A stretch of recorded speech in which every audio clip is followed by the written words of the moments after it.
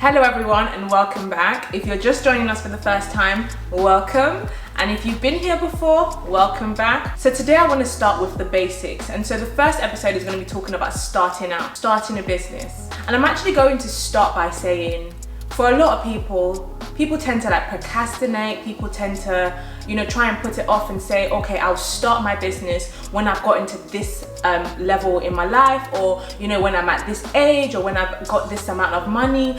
Sometimes we tend to put things off, and it's literally just procrastination. There is never really a perfect time to start. It's about starting where you are with what you have. Now, I'm not saying you should go and launch a business without knowing anything about the business, which is why this episode is going to be talking about the essential things that you have to know when it comes to starting a business and the things that you need to do. But just to say to that person who's contemplating whether to start or not, or that person who keeps saying, I'll do it tomorrow, or I'll start tomorrow, start now. Start now. Tomorrow isn't promised, and tomorrow could be too late. Start today. And you don't have to know it all. You don't have to have it all figured out. You will figure it out along the way. But as long as you have the basics, you have the essential things, you are sure that you want to start this business, and you have the right tools in place, just start now. So when it comes to starting out, the first thing you need to know is value proposition, and that is really what value are you bringing to the marketplace. So it starts with your idea. What is your idea? What is the business? What is the product, the service? What is it that you are trying to offer? What is it that you're trying to sell? What is it that you're trying to do? And once you have a clear idea on that, the next thing for you to do is actually do research on the validity of that idea.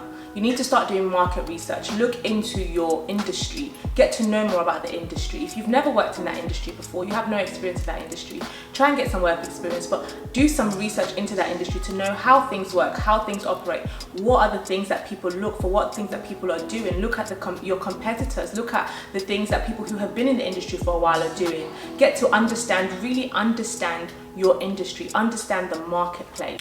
And then once you have gotten a better understanding of the marketplace, you have to think to yourself, what problem are you solving? It's not just that, because everybody is doing this, I want to do this. Now, I'll put a caveat there. That's not to say that because other people are doing something or the market is saturated that you can't do it.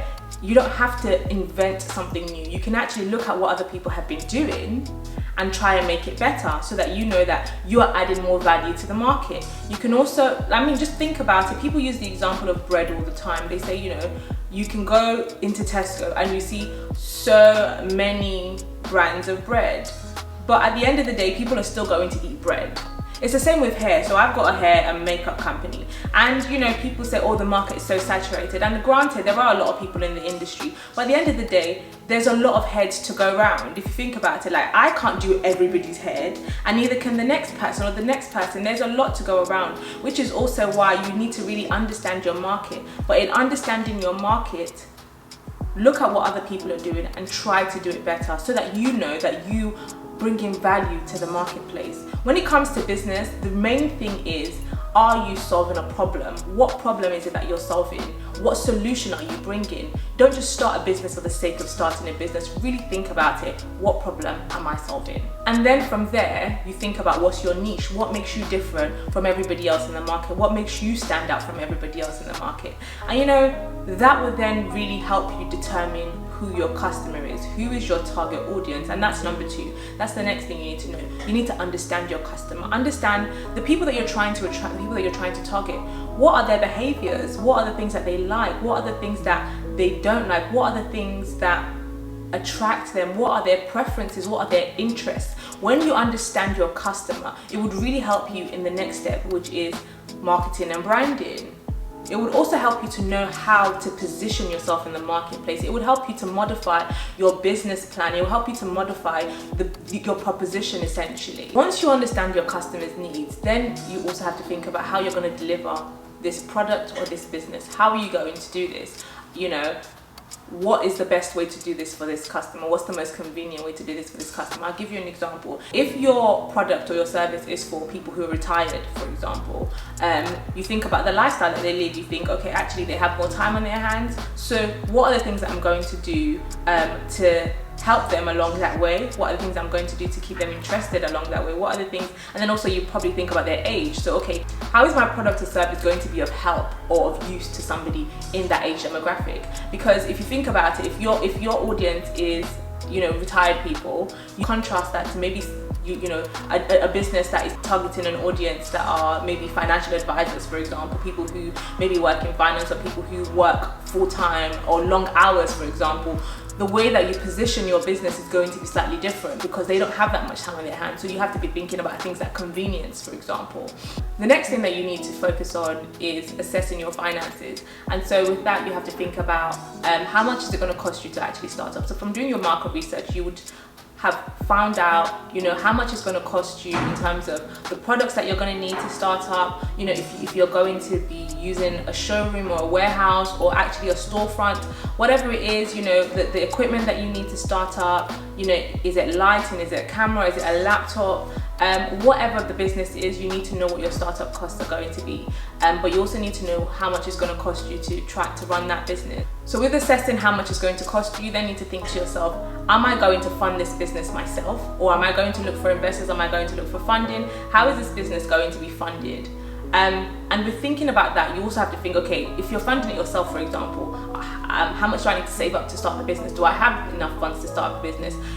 Am I going to have to work full time so that I can fund the business and also obviously my life before then the business starts to make a profit? So you really need to think about these things before you decide to delve into it. You really, really need to know the costs. You need to know the cost implications so that you don't have any surprises, because you will still get certain costs that you might not have budgeted for. You'll still get certain things that would arise that you never really planned for, but it's better to have to be as prepared as possible. From doing all this market research and actually getting a better understanding of your industry and your competitors and what you're trying to do as a business, it's important for you to do a SWOT analysis, and that will really help you in terms of having a proper understanding of where you are, the things that you need to work on and improve before you start, and also the things that you need to keep an eye on along the way. So what's the SWOT analysis? That's talking about your strengths as a business, your weaknesses, opportunities, and threats, and that really helps you to understand where you're at.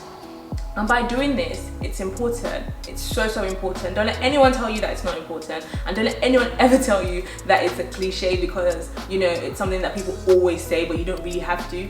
It's so important for you to have a business plan. I cannot stress that enough. Honestly, your business plan will really help you to put those ideas that you have on paper. Now, you don't have to write it out, you can type it up, but honestly, having things written out, the things that are in your head, write them all out. It would help you to really see where you're at. It will help you to understand where you want to go in business, your long-term goals, your short-term goals, your finances, your competitors, and things that you're really trying to achieve. What is the business about? What is the vision of the business? Because as you grow along in business, things are going to change. You're going to need to keep adapting, but once you have that vision in mind and you have that vision at the back of your mind, it would help you to keep pushing. It would help you to make sure that the decisions you make align with your business as a vision. When you start employing people, when you start having investors and stakeholders, having that vision is so key. Having that vision in business would help you. Basically, everything flows from the vision. We're actually going to talk about that in more detail in a different episode. Another key thing about having a business plan and actually having things written down is that you always have something that you can keep referring to. It's a constant reminder of why you started the business. It's a constant reminder of what you're trying to achieve as a business. So even if things get tough, even if things begin to change, you still have that business plan to, go back to remind you about your goals. It actually keeps you accountable in terms of the things that you want to achieve as a business, things that you want to do as a business. The next key thing that you need to do when it comes to starting up is branding. Honestly, guys, I cannot stress this enough. Branding is so key. What is your brand identity? What do you want to be known as? What do you want people to think about when they hear the name of your company? What do you want people to think about when they see your logo? What do you want people to think about when they see your website? These are the first things that people see when it comes to seeing your business for the first time. Some people may never have the opportunity to speak to you, but actually just by seeing your logo, seeing your website, seeing your name, they already know about your business. So you have to be very intentional about the type of image that you're trying to create as a brand, and that has to be consistent across the board. It has to be consistent on your social media platforms. It has to be consistent in your emails. It has to be consistent in the way you deliver your service. Honestly, branding is everything. If you look at some of the big companies today, and the reason why they charge some of the prices that they charge is because of their brand. They have been able to build their brand to a certain level, and they've been able to build their reputation to a certain level. So people you know, two companies might be offering the same thing. Honestly, two companies can be offering the same service, they can be offering the same value, they can be offering exactly the same thing, but one can cost more because of their brand, because people trust that brand, because people know that actually if I go to this company, I know that I'm definitely going to get that. Or sometimes people just buy into the hype, but at the end of the day, it's because they've been able to create that brand for themselves. People know them for that specific thing. So you also have to think to yourself, what do I want people to know me for? What do I want people to think about when they see or hear about my brand? And when it comes to social media, think about the type of content you want to put out there. Is it, you know, the pages that you have, be it Facebook, Instagram, YouTube, whatever it is, why would people want to come on my page? Why would people want to follow my page? What do I want people to think when they come into my page for the first time? Let things be consistent. Let your message, your brand message, be consistent across the board. One thing I'll just say to you guys about social media is that it's so important for you to be consistent. Consistency is key. So in terms of your posts, now don't post just for the sake of posting, but your posts need to be consistent. You need to give the people something on a regular basis. People love that. People want to have a reason to follow your page, essentially. And with social media, you know, think about relevant content, but also continue to review things. Thankfully, Instagram has that facility where, as business owners, you have insight, so you can see what's the type of content that people are engaging with, what are people liking, you know, so that you can keep doing it. And if it's not working, then you can change it and review it in the next few weeks. But honestly, guys, you need to keep reviewing your social media content and your pages. But we'll go into more detail about branding and marketing and social media and all of that stuff in a different episode. Back to starting up. Honestly, guys, I just want to say that the main thing that you need to remember when it comes to starting a business is actually understanding what your why is. What is your why? Why are you starting this business? What's the motivation? What's the driving force behind starting this business? Is it because of the money? Is it because of the passion? You know, is it because I'm really good at this and I feel like I can just do it? What is the reason behind it? Because once you understand the reason behind why you're starting the business, it's going to drive you. Now, I must say that for those who want to start a business because of the money or because, you know, that specific business is profitable, from my years of experience, I would say that it's not sustainable, because there are going to be times where the business might not necessarily be making the money that you expect. So what's going to happen then? Are you going to keep pushing? Because as business owners, we have to be resilient. As entrepreneurs, we have to be resilient. And so knowing that why will keep you going. Knowing that why and understanding that why will keep pushing you.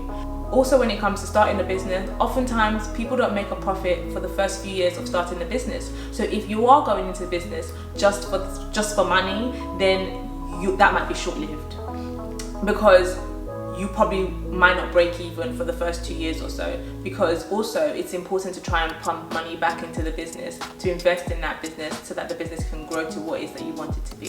Also, understanding your why will help you to put in the amount of effort, the amount of work that it requires to run a business. Running your own business is not a 9 to 5. It does require a lot of dedication. It requires a lot of commitment. Oftentimes it requires much longer hours. You are not working for somebody else, you're working for yourself, so you are responsible for this business. And if you have staff, you're responsible for them too. And these people are trusting you. So at the end of the day, you have to really have a strong why. And that also needs to be communicated to the people that you work with. It needs to be communicated to your staff so that they have the same vision as you. They align with that vision and they run with that vision. So these are just a few essential things that I've shared in terms of starting a business, things that you need to look into, things that you need to research, things that you need to start working on before you decide to launch your business. So this list isn't exhaustive. There are other things that you need to know when it comes to starting a business, like registering your business, the legalities and all that stuff, which I will speak about in detail in another episode. I would like to focus on specific areas of business in different episodes, but these are just the core things that you need to know and do and think about before you start and launch your business. And to that person who is contemplating whether to start, go through this process, do these things, and that will give you more clarity on whether you should start the business or not. And for that person who has already done all these things but is still holding or dragging their feet, I say start now. There's no better time to start than now. So start now. And I really hope this video was helpful for you guys. If you have any questions, or if there's anything that you think I might have missed that you want to contribute to, please comment below. Like this video, share, subscribe, and I'll see you in the next video.